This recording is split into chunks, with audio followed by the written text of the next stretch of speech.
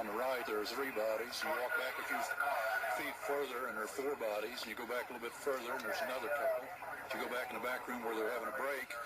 There are donuts and coffee on the table and a dead body laying there.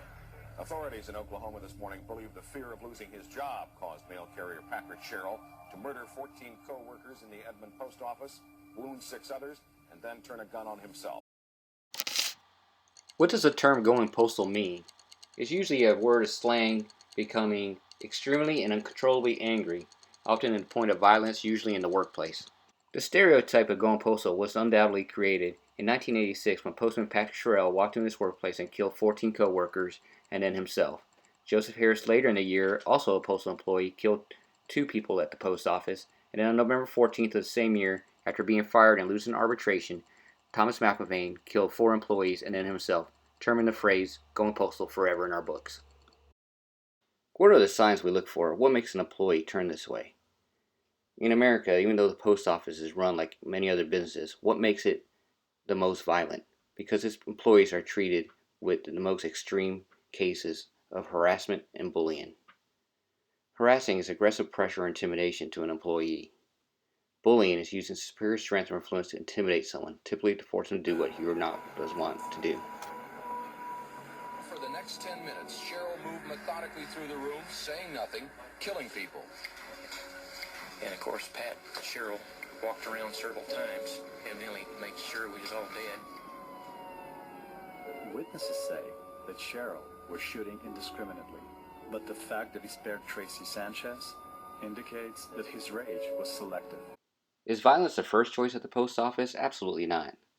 But as employees get disgruntled and harassed and beat every day to the point where they don't want to come in, but they just come in because they know they have to. When they start daydreaming, what can I do to hurt them? What can I do to make this fantasy a reality? Can I make it all go away? How can I make it all go away? Can I win one for the little guy and for all the workers out there? Will I be a hero? The mailman was revered as the most friendly customer service carrier, seen every day, knows his family's on his route, always seems happy. He's out in the community, he knows his community, he provides and supports his community. He was everyone's friend. As the post office grew, productivity was made a priority. As long as managers got their numbers, they were allowed to push people as far as they could. Managers had the power to do anything they wanted as far as harassing and bullying carriers. As long as it pleased managers above, no punishment was handed down. With all this pressure, carriers feel they will self-destruct. There's a lot of things happening in their workforce. They try to come in happy every day, but it just builds up, and you feel like not being there. But you go in because you know you need the money. You know you need to try to maintain for your family. But things keep piling on, and the more they pile on, the more it builds up, and eventually you can't take it, and you physically and mentally snap. How can we detect what person will snap? What person can do such a heinous act? Unfortunately, there's no profile, no test, no formula that can detect who will be the next person to break. But we can look for signs. Not all signs are visible, but maybe ones we can see. Or maybe are they withdrawn? Do they stop coming to work? Excessive absences? Are they agitated, tired? Are they eating too much? Are they eating not enough? Are they violent? Are they depressed? Anxiety? What can we do to help these people out? What can we do as stewards and as leaders to help these carriers? We obviously can follow the Joint Contract Administration Manual, which is all the rules that both management and carriers must follow. But management must follow their Delivery Services Handbook, the M39. In the M39, managers must use people effectively. They must let the employees know what's expected of her, not anything unrealistic. Also, before problems arise, managers must recognize that they have an obligation to the employees to find out the who, when, where, what, and why. Make sure they absolutely have all the facts before they start making biased decisions and before they start making judgment on carriers. A lot of carriers don't understand this, and they don't understand why management's yelling at them. All managers must also have the responsibility to resolve problems at the lowest level possible before it becomes a grievance. M39 Section 115.4 Maintain Mutual Respect Atmosphere. The National Agreement sets out the basic rules and rights governing management and employees in their dealings with each other, but it's the frontline manager who controls managers' attempts to maintain an atmosphere between employer and employee which assures mutual respect for each other's rights and responsibilities.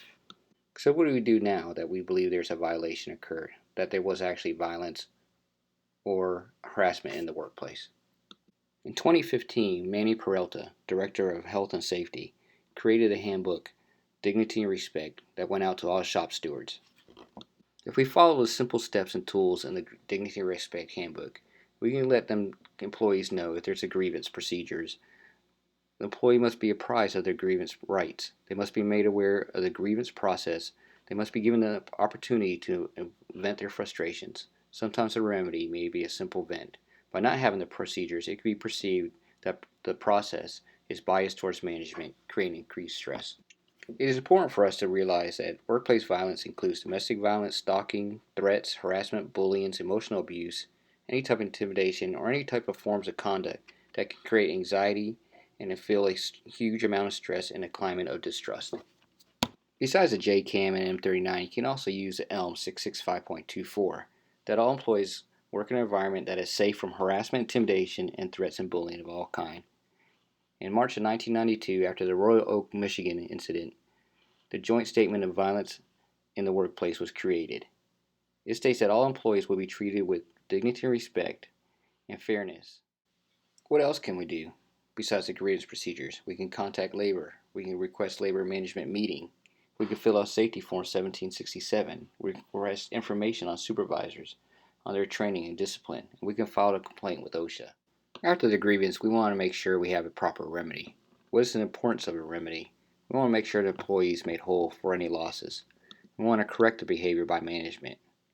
We want a paper trail to document the infractions for future use. This way, when it happens again, we can show a pattern of violation. What if the employee is afraid to talk to someone at work? You could suggest the Employee Assistance Program, EAP.